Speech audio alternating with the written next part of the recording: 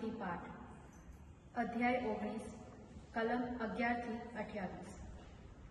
લોકો આ બધું સાંભળતા હતા ત્યાં સુધી ઈસુએ તેમને એક દ્રષ્ટાંત કથા કહી સંભળાવી, કારણ પોતે યરૂશલેમ નજીક આવી પહોંચ્યા હતા અને લોકો એમ માનતા હતા કે ઈશ્વરનું રાજ્ય ઉદય પામવાની ઘડીઓ ગણાય છે।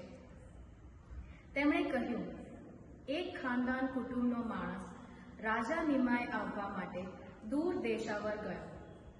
તેણે પોતાના 10 નોકરોને બોલાવીને તેમને એક એક સોના મોહર આપીને કહ્યું, હું આવું ત્યાં સુધી તમે આનાથી કમાણી કરજો। પણ તેના પ્રદેશના લોકો તેને ધિક્કારતા હતા અને તેમણે તેની પાછળ એક પ્રતિનિધિ મંડળ મોકલીને કહેવડાવ્યું કે આ માણસ અમારો રાજા થાય એ અમારે જોઈતું નથી। બન્યું એવું કે તે તો રાજા નિમયને પાછો આવ્યો। તેણે જેમને પૈસા આપ્યા હતા તે નોકરોને તેડાવી મંગાવ્યા, જેથી તેને ખબર પડે કે કોણે કેટલો નફો કર્યો છે।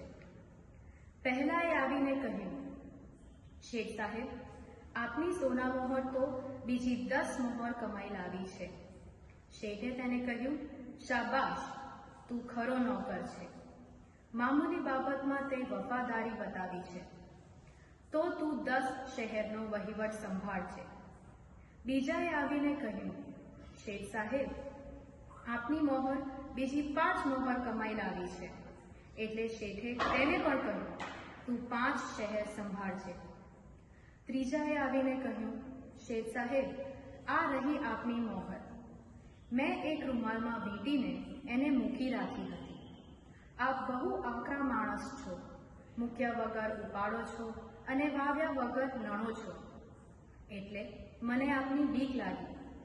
શેઠ બોલી ઉઠ્યો, અરે બદમાશ, હું તારા બોલ ઉપરથી જ તારો ન્યાય કરું છું।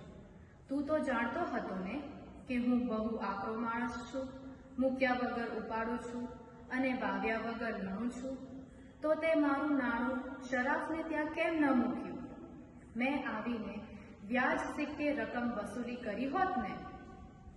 પછી તેણે પાસે ઉભેલા નોકરને કહ્યું, એની પાસેથી મોહર લઈ લો અને જેની પાસે 10 છે તેને આપો। પણ તે લોકોએ કહ્યું, સાહેબ, એની પાસે તો 10 મોહર છે। શેઠે કહ્યું, હું તમને કહું છું કે જેની પાસે હશે તેને આપવામાં આવશે અને જેની પાસે નહીં હોય તેની પાસેથી તો જે કંઈ હશે તે પણ લઈ લેવામાં આવશે। પણ મારા પેલા દુશ્મનો, જેઓ હું તેમને રાજા થઉં એવું ઈચ્છતા નહોતા, તેમને અહીં લઈ આવો અને મારા દેખતા તેમની કતલ કરો। આટલું કહી ઈસુ યરૂશલેમ તરફ આગળ ચાલવા માંડ્યો। આ પ્રભુની વાણી છે, તે આપણો આધાર છે। જય ઈસુ। વાલા ધર્મજનો, આપણને બધાને પ્રભુએ કંઈક ને કંઈક તો નવીનતા આપી છે, કંઈક ને કંઈક યુનિક, બધા કરતા અલગ। કોકને બોલવાની ક્ષમતા, તો કોને ગાવાનું તાલંત, કોકને વાજિત્ર વગાડવાનું તાલંત, કોકને સારો બોધ આપવાનું તાલંત, કે પછી કોકને નેતૃત્વ કરવાનું તાલંત। આપણને બધાને પ્રભુએ અલગ અલગ ભેટો આપી છે અને છેલ્લે એ ભેટો એમના ભજન કીર્તન કરવા માટે આપી છે।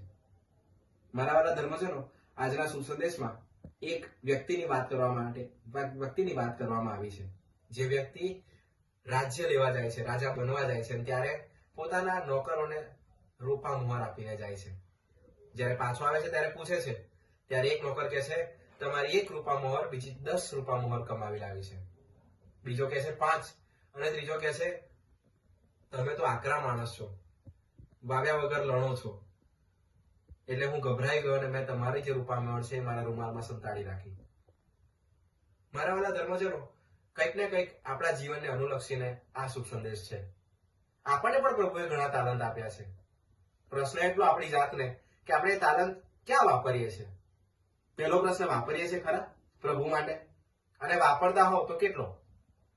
મારું પ્રભુએ આપેલું હું કેટલું પ્રભુને પાછું આપું છું? અને હા, ચોક્કસ યાદ રાખજો, જેમ પેલા નોકરને 10 રૂપા મોહર હતી એમાં 1 વધારો થયો, એમ આપણને પણ પ્રભુ ચોક્કસ વળતર આપે છે।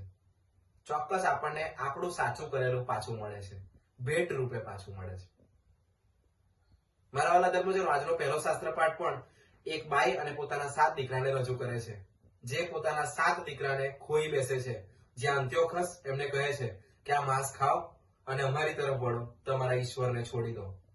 પણ એ માં પોતાના 7 દીકરાને કહે છે, મારા દીકરા યાદ રાખજે, મેં તને 9 મહિના પેટમાં રાખેલો અને જ્યારે તું ધરતી ઉપર આવ્યો ત્યારે મેં તને શું શીખવાડેલું? એક જ ઈશ્વર છે અને આપણો ઈશ્વર છે.